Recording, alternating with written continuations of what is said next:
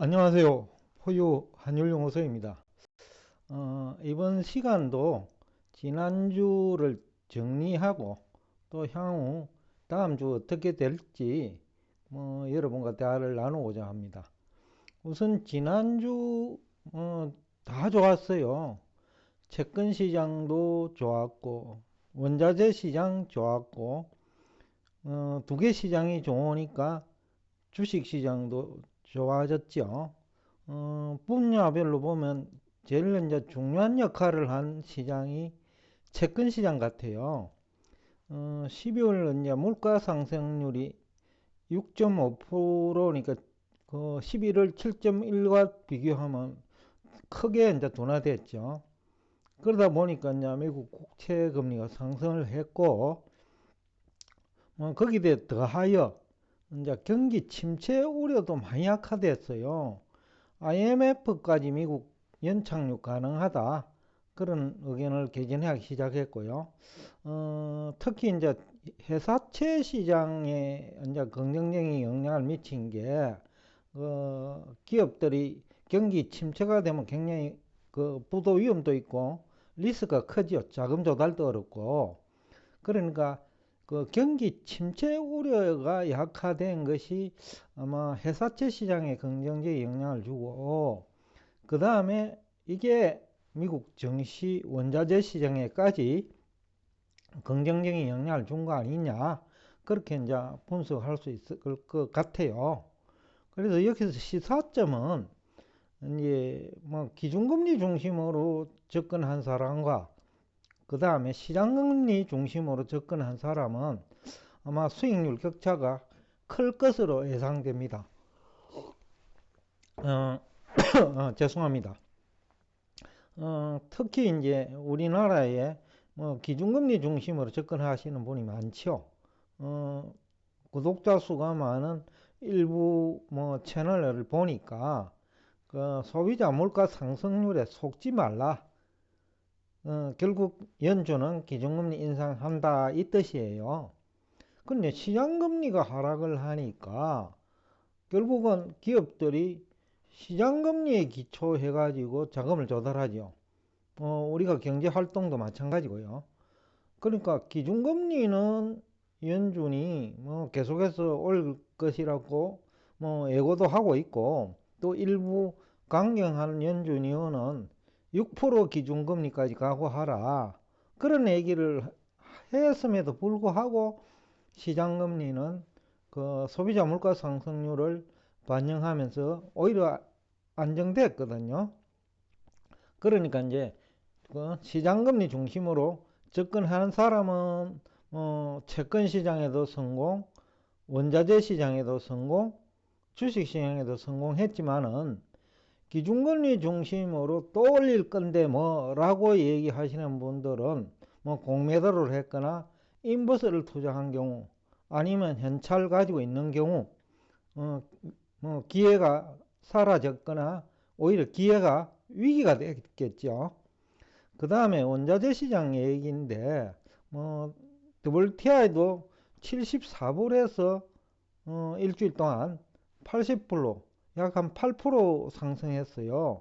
이것도 역시 경기 침체 우려가 약화되니까, 그리고 채권 시장이 회복되고 주식 시장이 회복되니까 원자재 시장, 또 경기 침체 우려가 약화된다는 얘기는 원자재 수요 증가를 의미하죠.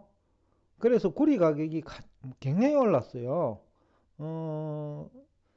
특히 이제 구리 가격은 좀 올라온 상태에서 많이 올랐거든요. 석유는 가격이 낮아졌으니까 8% 정도 올랐다, 그러니까 이해되는데, 구리 가격은 많이 올라온 상태에서 4일, 5일 연속으로 올랐거든요. 그것도 큰 폭으로 올랐어요. 7%니까 평균 하루에 1.5% 이상 올랐다고 볼 수 있겠네요. 그 정도로 이제 구리 수요가 폭발했는데, 이건 여러 가지 이유가 있죠. 이제 경기가 어느 정도 회복될 것이라는 기대감도 있을 거고, 그 다음에 전기 생산, 즉 재생에너지 쪽에 투자가 많이 일어나면 또 구리 가격이 많이 오르죠. 뭐 전기차도 이제 뭐 테슬라에서 대부분 그 회사들이 경유차 비중을 줄이고 또 휘발유차 비중을 줄이고 그 전기차 쪽으로 방향을 트니까 구리 수요는 꾸준하지요. 뭐 건축 쪽에서는 구리 수요가 줄지만은 또 그 방산 쪽에서도 또 구리 수요가 증가하죠. 특히 실탄 탄두가 전부 구리로 돼 있으니까 그래서 뭐 여러 가지 이유 때문에 구리 가격이 폭등했고 또 원자재 관련 주식이 많이 올랐어요. 국내에서 이제 구리 관련 주식이라 하면 풍산 LS고 흥미로운 것은 이제 포스코 홀딩이에요. 제가 이제 지난주 그러니까 연초네요. 뭐 그 가치주에 투자하라. 그러면서 위험 관리하라. 그러면 그리고 매수 주식은 포스코를 사례로 들었죠. 포스코 홀딩. 뭐 리튬 생산하니까. 근데 이게 흥미로워요. 제가 한 7가지 이유를 가지고 포스코를 예를 들었거든요. 그러니까 우리가 주식 투자하면서 점검할 게 한 7개 되는데 7개의 요인 다 갖추고 있는 게 포스코 홀딩이에요. 그래서 제가 이제 포스코 홀딩을 예로 들었죠. 그러면서 포스코 홀딩은 매수, 그 다음에 LNG 솔루션은 가격이 오르면 매도 하락했는데 포스코 홀딩스가 본격적으로 상승 국면에 들어간 거 아니냐라는 추정도 가능할 것 같아요. 그 다음에 이제 주식 시장인데 제가 이 순서를 채권, 원자재, 주식으로 정한 이유는 그 주가가 여러분들이 관심이 많는데 결국 원인은 채권 시장과 원자재 시장에서 그 주가가 상승할 수 있는 원인이 있다라는 거죠. 그래서 이제 제가 채권 시장을 먼저 다루고 그 다음에 원자재 시장을 다루고 그 다음에 주식 시장을 다룬 이유예요. 여러분들이 투자를 하면서도 뭐 그래프 보고 막 접근하면 다 희생됐잖아요. 지난해 우리 구독자 중에서도 그래프 우리 포유 환율 연구소가 무시한다고 지적도 하신 분이 있었는데 일단 차트를 하는 것이 그 자체로서는 의미가 없잖아요. 뭐 오르면 오른다는 것을 신호로 보여주고 내리면 내린다는 신호인데 그런데 지금 제가 얘기하는 채권 시장의 대형 호재 그 다음에 원자재 시장의 호재를 반영하는 것은 아니라는 거죠. 그러니까 내릴 때는 내린다 오를 때는 오른다는 것이 차트지 채권 시장이 좋아지니까 나쁜 차트도 좋아진다 또는 그 부정적으로 보였던 경기 침체 우려도 소비자 물가 상승률이 낮아지고 또 약한 경기 침체가 확산되면 좋아지잖아요. 근데 차트는 시간이 지나야 그걸 알 수 있다는 거죠. 근데 이미 그 시간이 지나기 이전에는 역으로 가버렸다는 거죠. 그러니까 그 앞에서도 얘기했는데 기준금리 중심으로 접근하다가 그 채권도 그 아래쪽 그러니까 가격 하락 금리 상승 쪽에 배팅 주식도 가격 하락 쪽에 배팅 코인도 가격 하락 쪽에 배팅 했다면 이거 판단 하나 잘못으로 그 투자 손실이 커지죠.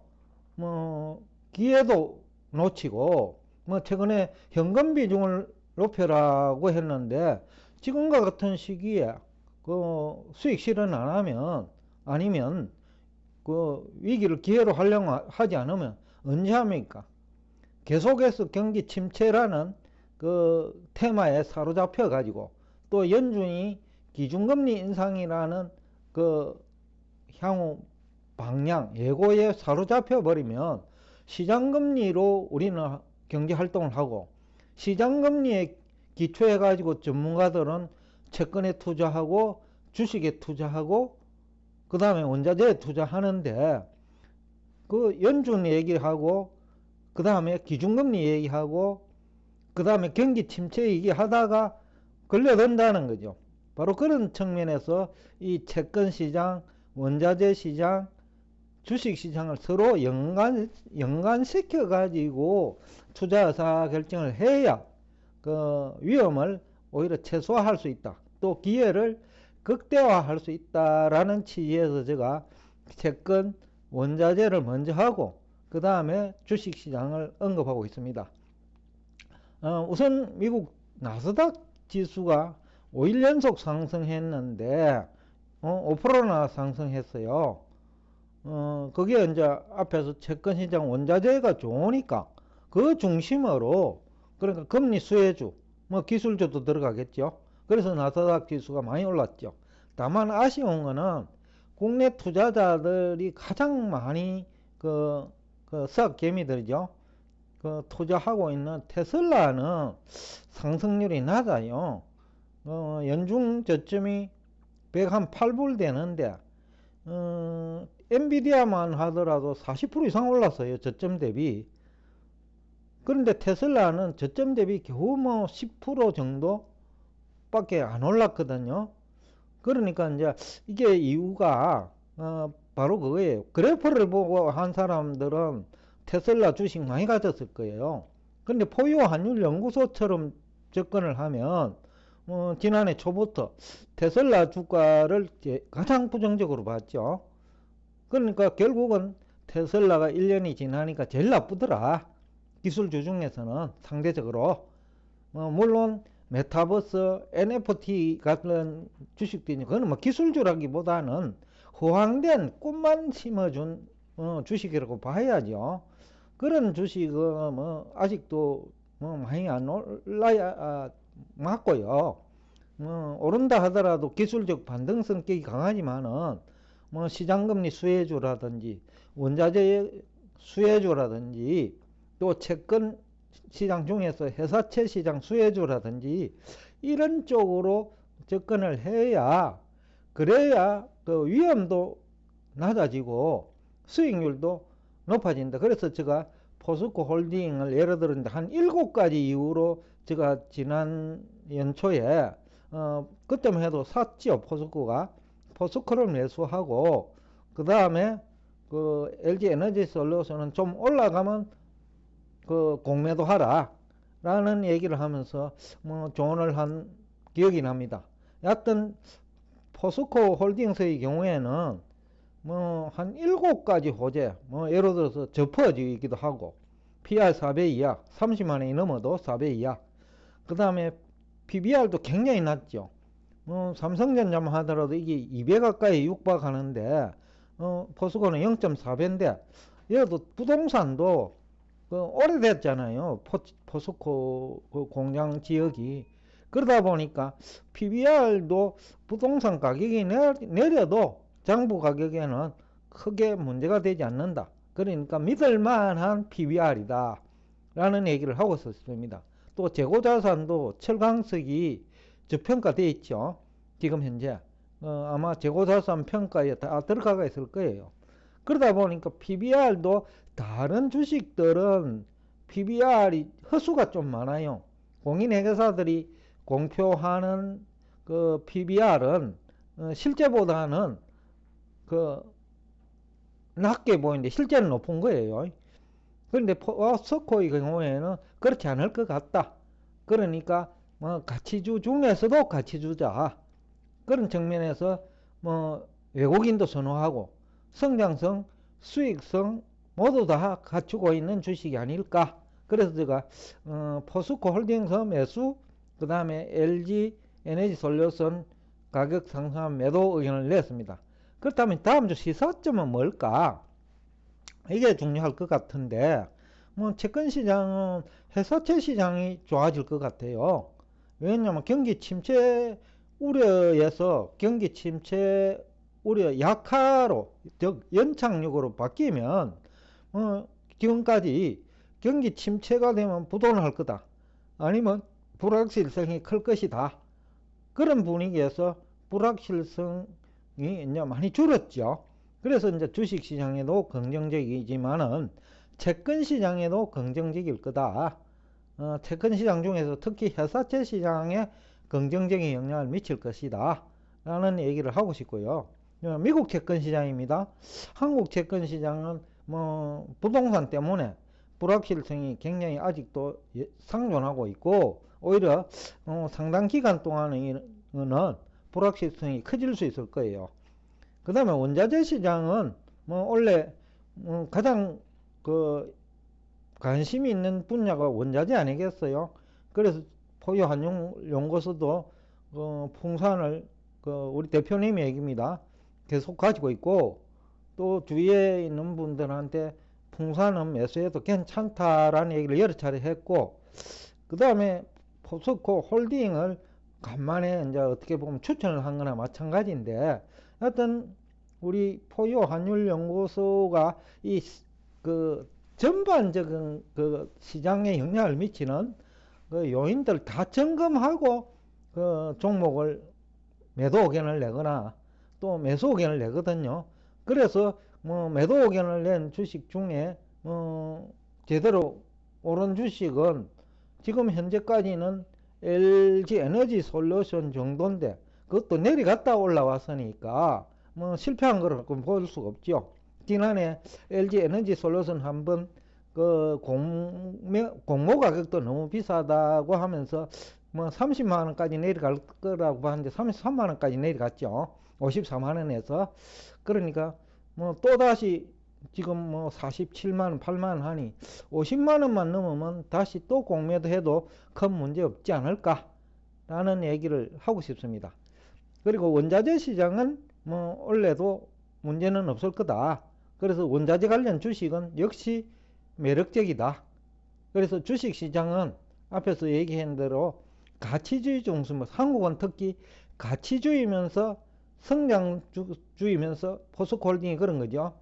가치주의면서 안정한 주식이면서 그 다음에 성장주의이기도 하고 저평가주, 그러니까 모든 조건 다 갖춘 주식이 포스코홀딩이기 때문에 지난번에 포스코홀딩을 매수, LG 에너지 솔루션을 매도하는 제안을 한 것이죠. 여튼 다음 주 주식시장도 5일 연속 내지는 6일 연속 올랐으니까 조정은 좀 있겠지만 그래도 방향은 이달 말까지는 12,000원 돌파하는데 문제가 없을 거다 라는 얘기를 하면서 오늘 여러분과 대화를 여기서 끝내겠습니다. 오늘도 끝까지 경청해 주셔서 대단히 감사합니다.